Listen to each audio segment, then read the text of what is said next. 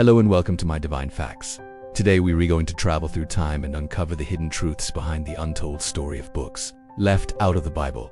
Get ready for an adventure that will take us from ancient manuscripts to modern-day discoveries. Well, the answer might surprise you. It turns out that the process was far from straightforward. In fact, there were many books that were considered for inclusion in the Bible, but ultimately left out. And today we're going to tell you the story of those lost books. Archaeologists uncovered a collection of letters written in Aramaic, a language commonly used in the ancient Near East. In the mid-20th century, a team of explorers stumbled upon a series of caves that contained ancient texts written on papyrus and leather scrolls. Here we'll uncover the mysterious world of the Gnostics and their secret books. Here we uncover the secrets of the Kappa Scroll and its mysterious connections to the lost books of the Bible. The Kappa Scroll is a unique artifact discovered in 1952 during an excavation at Masada, an ancient fortress in Israel. We hope you enjoyed learning about the untold story of books left out of the Bible, and the fascinating discoveries continue to shape our understanding of religious history. If you want to continue exploring biblical mysteries, stay tuned for more updates. Thanks for watching. What sets it apart from other biblical artifacts is that it is not a fragment of a book or a personal document, but rather a treasure map. The scroll, written in Hebrew, provides a detailed list of locations where treasure is buried, along with instructions on how to access it. While its exact purpose and origins are unknown, historians believe it may have been created during the reign of King Solomon or one of his successors. What makes the Kappa Scroll particularly intriguing is its possible connection to the lost books of the Bible. Scholars have speculated that some of the locations mentioned on the scroll may have been hiding places for important biblical texts that were destroyed or lost over time. This theory is supported by the fact that many of the sites listed on the scroll have not been excavated or explored in detail. If further research reveals that the Kappa Scroll is indeed linked to lost biblical books, it could provide valuable insights into the preservation and transmission of ancient texts. Such a discovery would have profound implications for biblical studies and our understanding of the history of the Bible.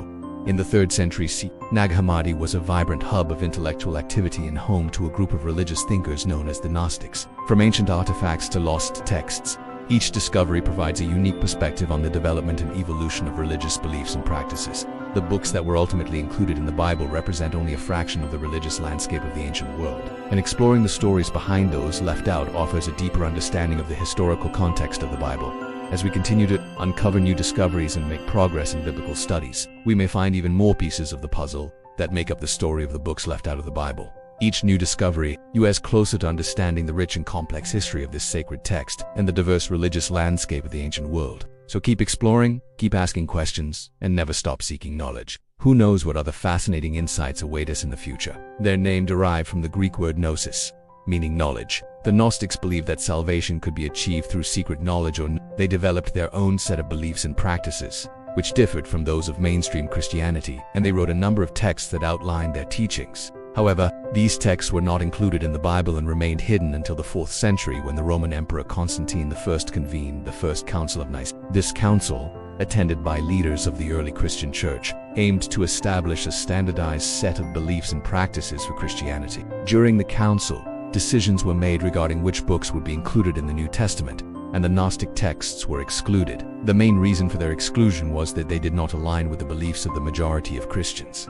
Gnostic teachings often contradicted traditional Christian doctrines, such as the nature of Jesus Christ and the role of suffering in human existence. They also introduced concepts that were seen as heretical, such as the idea that the material world was created by a lesser deity, despite their exclusion from the Bible. The Gnostic texts continued to be revered by their followers and were passed down through secret communities. It wasn't until the 1940s, when a farmer in Nag Hammadi stumbled upon a collection of these texts, that they gained wider recognition. The discovery, known as the Nag Hammadi Library, contained a wealth of Gnostic literature, including the Gospel of Thomas and the Gospel of Mary.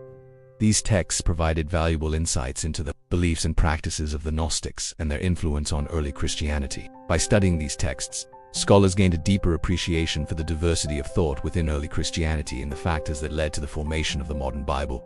This discovery, known as the Dead Sea Scrolls, revolutionized our understanding of the Bible and revealed the complexity of its creation.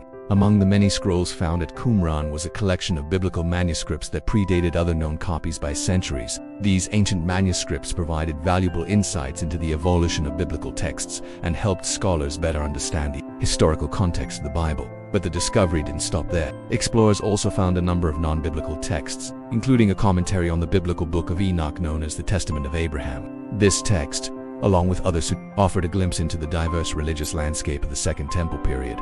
These writings, attributed to various biblical figures such as Abraham, Moses, and Noah, were not included in the canonical Bible, but provided valuable insights into the beliefs and practices of early Jewish communities. They explored themes such as the origins of the world, the nature of sin, and the role of angels and demons. By studying these texts, scholars gained a deeper appreciation for the richness and complexity of Jewish thought during the Second Temple period and the factors that led to the formation of the modern Bible. The Dead Sea Scrolls and other discoveries at Qumran provided an invaluable resource for understanding the historical development of the Bible and the diverse religious landscape of the ancient world. These letters, known as the Elephantine parchments, were sent by Jews living in Elephantine to their relatives in Babylonia. What made them significant was the mention of a woman named Shemiah and her alleged connection to the biblical figure of Jeremiah. According to the letters, Shemiah was believed to be the daughter of Jeremiah, and her presence in Elephantine raised questions about the authenticity of the biblical account of his life. These discoveries challenged traditional biblical interpretations and sparked debate among scholars. Some argued that the Elephantine community may have fabricated their connection to Jeremiah to gain legitimacy,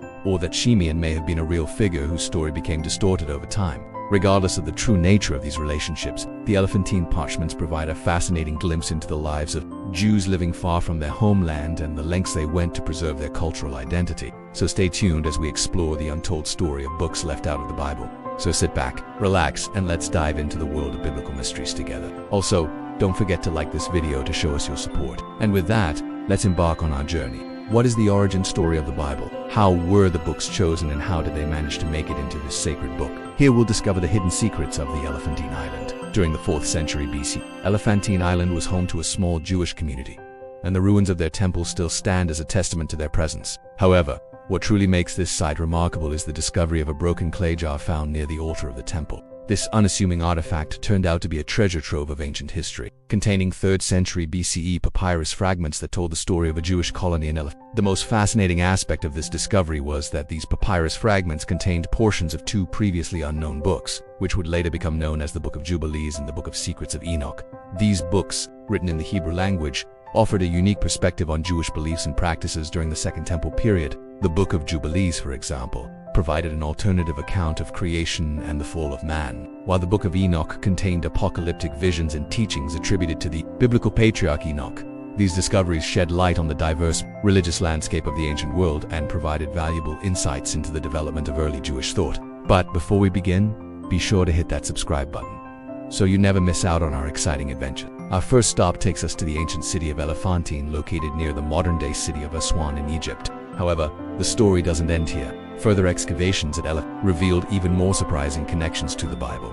And now we move on to the ancient land of Qumran near the Dead Sea, where another piece of the biblical puzzle awaits us. Now we journey to the ancient city of Nag Hammadi, located in Egypt. Finally, our journey brings us to the ancient city of Jericho, located in the West Bank. The untold story of books left out of the Bible is a fascinating journey through history. Thank you for joining us on this incredible journey through history.